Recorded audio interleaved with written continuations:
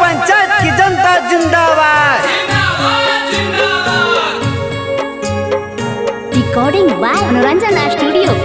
आगे माई हमारा भोला भैया हथिन गारी बाबा न के सनम जी। आज सुनल ही आई पिरमा पंचायत में बाड़ी न के नमवा जी। आज बाड़ी न के नमवा जी। आज सुंदर न के कमवा जी। आज बारी बनई ह चाची भोला भैया के मुखिया जी।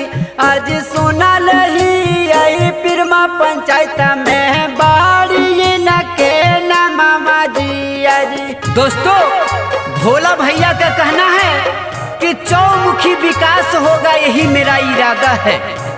चौमुखी विकास होगा यही मेरा इरादा है। सबका सपना पूरा होगा यही मेरा वादा है। माँ बहनों की मुखिया कैसा हो, छात्र नौजवानों की मुखिया कैसा हो, खेत मजदूर किसानों की मुखिया कैसा हो।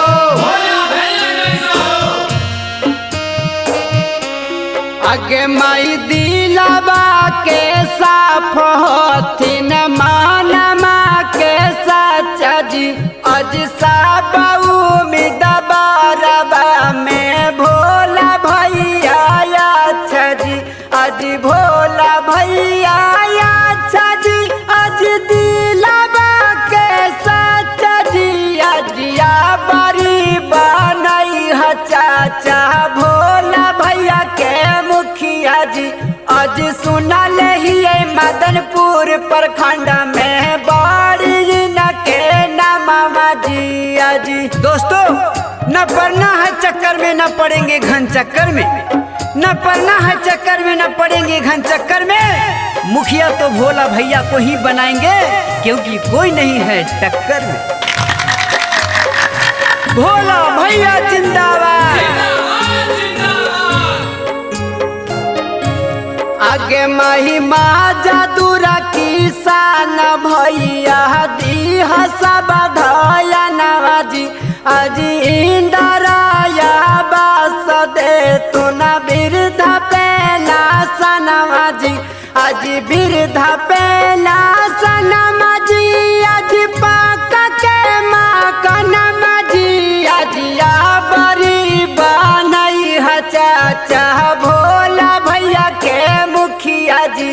आज सुनल ही आई पिरमा पंचायत में बाड़ी न के नमवा जी। आज दोस्तों, पेड़ है नीम का तो क्या हुआ, हम उसे चंदन बना देंगे।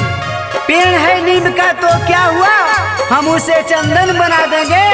भोला भैया वो इंसान है, अगर आप लोग का साथ मिला तो पिरमा पंचायत को लंदन बना देंगे। भोला भैया मत घबराना, पिरमा पंचायत के मुखिया कैसा हो।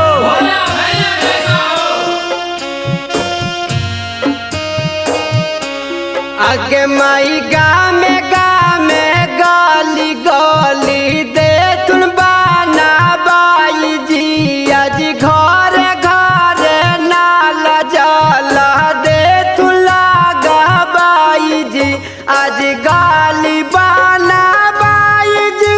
आज नाल लागा बाई जी। आज भोला भैया के जीतई ह चाची इहे करथु न भलाई जी।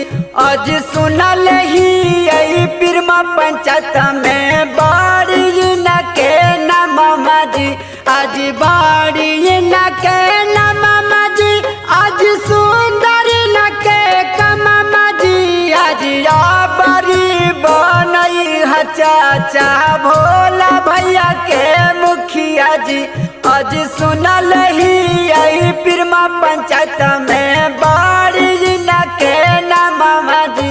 आज बारी बनई ह दीदी भोला भैया के मुखिया जी। आज म्यूजिक बाय मनोज अलवेला।